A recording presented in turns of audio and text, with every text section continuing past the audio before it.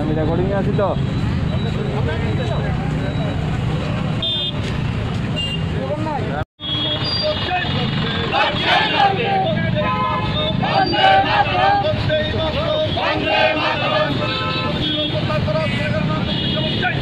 এই বুমবুম লাগাইছে কিন্তু সবাই হাত তুলো না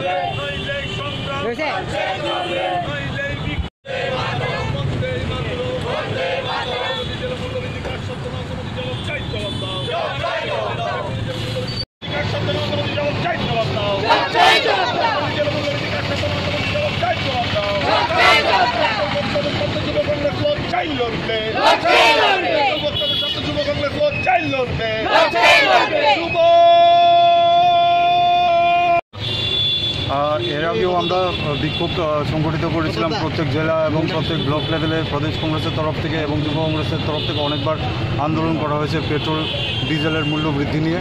কিন্তু দেখা গেছে যে এতদিন অতিক্রান্ত হওয়ার পরেও এখন অবধি যে পেট্রোল ডিজেলের যে দামটা কমানোর কথা ছিল ব্যারেল প্রতি ডলার হিসাব করে অনেক ট্যাক্স মকুব করতে পারে কেন্দ্রীয় সরকার, কিন্তু সেটা করেনি এবং এখন অবধি কোনো রকমের পেট্রোল ডিজেলের প্রাইস রোলব্যাক ওরা করার কোনো প্রচেষ্টা চালায়নি, যার ফলে এখন সব দিকে ট্রান্সপোর্টেশন কস্ট অনেক বেড়ে গেছে জ্বালানির দাম বাড়াতে, এবং যারা ব্যবসায়ী মানুষ আছে তারা এখন নিজেদের খাদ্য উপার্জন করতেও তাদের অসুবিধা হচ্ছে। সব কিছুর জিনিসপত্রের দাম এখন আকাশ হয়ে গেছে, এক্সট্রা ট্যাক্স লাগানো হচ্ছে সব প্রত্যেক জিনিসে। তো যে সাধারণ মানুষ আছে তাদের অনেক ধরনের অসুবিধা হচ্ছে, জিনিসপত্র কিনতে অসুবিধা হচ্ছে, কোনো রকমের ব্যবসা বাণিজ্য এখন মানুষের কাছে নেই। অনেকখানে না খেয়ে মানুষ মারা যাচ্ছে পুরো ত্রিপুরা রাজ্যে, অনেকখানে পাহাড়ে জঙ্গলে অনেক বিভৎস অবস্থা। তো সেই সবকে যদি প্রায়োরিটি না দেওয়া হয় তাহলে আজকে আমরা এখানে বিক্ষোভ করেছি, এর আগেও করেছি, এখন যাতে প্রাইস রোল ব্যাক করে, আর যদি না করে তাহলে আজকেও প্রত্যেক জেলায় ভিত্তিক আমাদের এই আন্দোলন কর্মসূচি রাখা হয়েছে যুব কংগ্রেসের তরফ থেকে। এবং যদি এটা অতি সত্বর যদি রোল ব্যাক না করা হয় প্রাইস, তাহলে আমরা আরও বৃহত্তর আন্দোলন করতে বাধ্য হব। দাবি একটাই, পেট্রোল ডিজেলের মূল্য বৃদ্ধির জন্য হ্রাস করা হয়, করলে সাধারণ জীবনযাপন আরও সুবিধা হবে। ইকোনমিক কন্ডিশন এমনি ক্রাইসিসে আছে পুরো ভারতবর্ষে এই নরেন্দ্র মোদীর শাসনকালে, বিজেপির শাসনকালে, সেটাকে অতি সত্বর রোল ব্যাক না করা হলে আমরা বৃহত্তর আন্দোলনে নামতে বাধ্য হব।